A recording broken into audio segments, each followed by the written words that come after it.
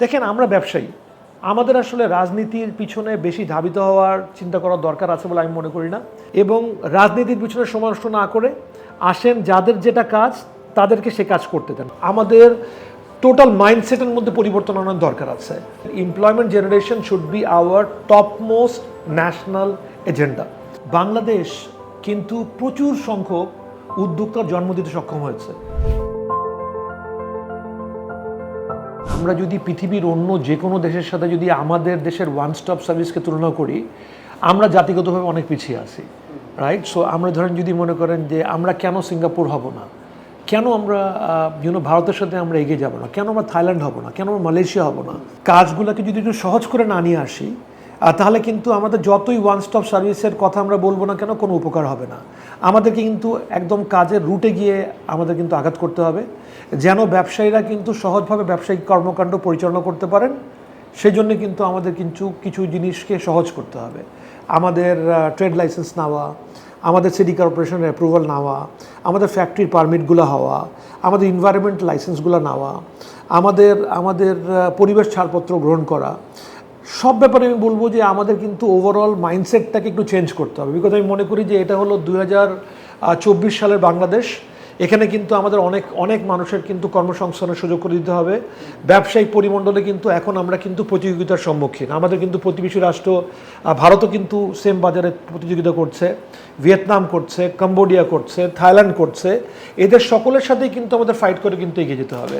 আমাদের প্রত্যেকের সাথে আমাদের নিজেদেরকে তুলনা করতে হবে যে যদি আমরা আমাদের ওয়ান স্টপ সার্ভিসকে যদি বিশ্ব উপযোগী না করে তুলতে পারি তাহলে আমরা পিছিয়ে পড়বো। দুবাইতেও কিন্তু ব্যবসা হচ্ছে, দুবাইতেও কিন্তু ইন্ডাস্ট্রিয়ালাইজেশন হচ্ছে, এবং এই দেশগুলোতে কিছু না থাকা সত্ত্বেও কিন্তু তারা ভালো করছে। কেন ভালো করছে? বিকজ তারা তাদের ওয়ান স্টপ সার্ভিসটাকে মানুষের জন্য এত সহজ করে দিয়েছে যেন ইউরোপ থেকে এসে, আফ্রিকা থেকে এসেও মানুষ যেন ওইখানে ব্যবসা কার্য স্থাপন করতে সক্ষম হচ্ছেন।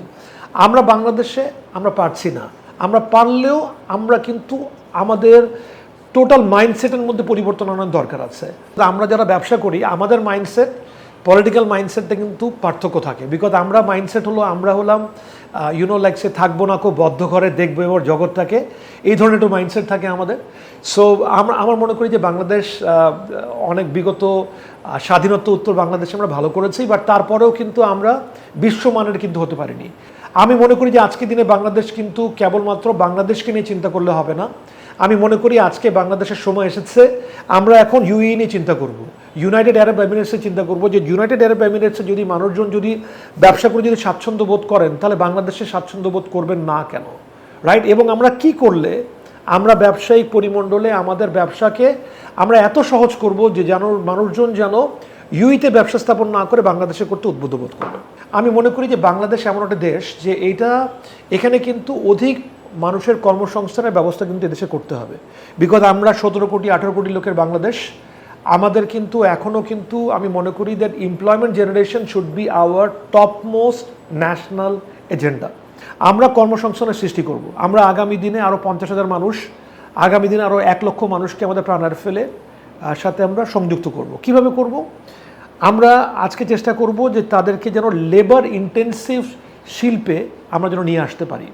আমরা দেখার চেষ্টা করছি যে চায়না থেকে কি শিল্প আছে যেটা আগামী দিনে চায়না থেকে কাদেরকে বেরিয়ে আসতে হবে। আমরা দেখেছি পাদুকা শিল্প, ব্যাগ মেকিং শিল্প, হস্তশিল্প, স্মল ইলেকট্রিক অ্যাপ্লায়েন্স শিল্প, হোম অ্যাপ্লায়েন্স শিল্প, হোম ইমপ্রুভমেন্ট শিল্প, এই সমস্ত শিল্পগুলোকে চায়না থেকে বেরিয়ে আসতে হবে। এখন আমরা এখানে কীভাবে কাজে লাগতে পারি? আমরা যদি বাংলাদেশের যে সমস্ত জায়গায় বর্তমানে কর্মসংস্থানের প্রয়োজন আছে সে সমস্ত জায়গায় গিয়ে যদি আমরা শিল্প স্থাপন করি তাহলে কিন্তু আমরা অধিক সংখ্যক মানুষকে আমরা কর্মসংস্থানে যোগ দিতে পারবো। এখন আমি মনে করি কিন্তু রাতারাতি কিন্তু বাংলাদেশ কিন্তু সেমি কন্ডাক্টর শিল্পে যেতে পারবে না। প্রথমে আমাকে তো মাইক্রো প্রসেসর বানাতে হবে, প্রথমে আমাকে বানাতে হবে আমাদের ইলেকট্রিক্যাল কন্ট্রোল প্যানেল বানাতে হবে, তারপরে আমি যাব সেমি কন্ডাক্টর শিল্পে। আমরা শুরু করেছি একদম বটম শিল্প থেকে, যে আমরা প্রথমেই টার্গেট করছি যে পৃথিবীর সবচেয়ে কম দামি পণ্যগুলা যেই ধরনের শিল্পে উৎপাদিত হয় সেই ধরনের শিল্প আমরা উৎপাদন করব আমাদের বাংলাদেশে। বিকজ আমি মনে করি অ্যাজ এ ব্যবসায়িক লিডার আকারে আমি মনে করি এটা হলো আমার জন্য স্টার্টিং পয়েন্ট। আমাদেরকে একটা জিনিস জাতিগতভাবে যেটা করা দরকার যে we should know how to beat our drums. Bangladesh কিন্তু প্রচুর সংখ্যক উদ্যোক্তার জন্ম দিতে সক্ষম হয়েছে। আমাদের ব্যাংকিং সেক্টর, রাইট? আমাদের ব্যাংকিং সেক্টরে আজকে আমি জোর গলায় বলতে পারি যে আজকে বাংলাদেশের ব্যাংকিং সেক্টরে প্রাণারেফেল এগিয়েছে আমাদের বাংলাদেশের ব্যাংকগুলোর জন্য। আজকে যদি আমাদের যারা বাংলাদেশের প্রাইভেট সেক্টর ব্যাংক এবং বাংলাদেশের ন্যাশনালাইজ সেক্টর ব্যাংক যদি প্রাণের মতো উদ্যোক্তাকে যদি জন্ম না দিত, তাহলে প্রাণের মতো কোনো কোম্পানির জন্ম হতো না। সো যখন আমরা অলিগার্কের কথা বলছি, এর পাশাপাশি কিন্তু আমাদের মতো কিন্তু অসংখ্য উদ্যোক্তা যারা সৃষ্টি হয়েছে বাংলাদেশে কিন্তু স্মল বিজনেস সেক্টর আজ থেকে বিগত দিনে কিন্তু ছিল না। আমি যখন আজ থেকে 30 বছর আগে বাংলাদেশের ব্যবসা আকারে জয়েন করেছিলাম, বাংলাদেশে কিন্তু বাংলাদেশ শিল্প ব্যাংক ছাড়া ইন্ডাস্ট্রিয়াল লোন দেওয়ার মতো কোনো ব্যাংক ছিল না।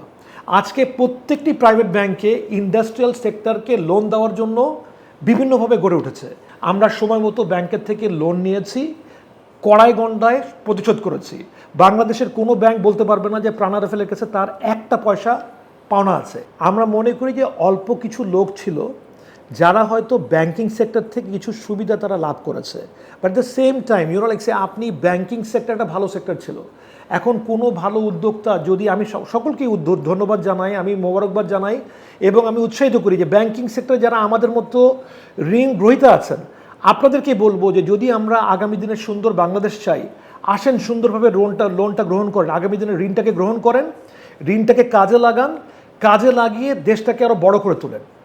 যদি আমরা ব্যাংকিং সেক্টরে যদি লোনটা গ্রহণ করে যদি ব্যাংকে যদি আমরা সময় মতো যদি ঋণ যদি আমরা ফেরত না দিই, তাহলে তো আমাদের দেশে তো সম্পদের সুষ্ঠু ব্যবহার আমরা করলাম না।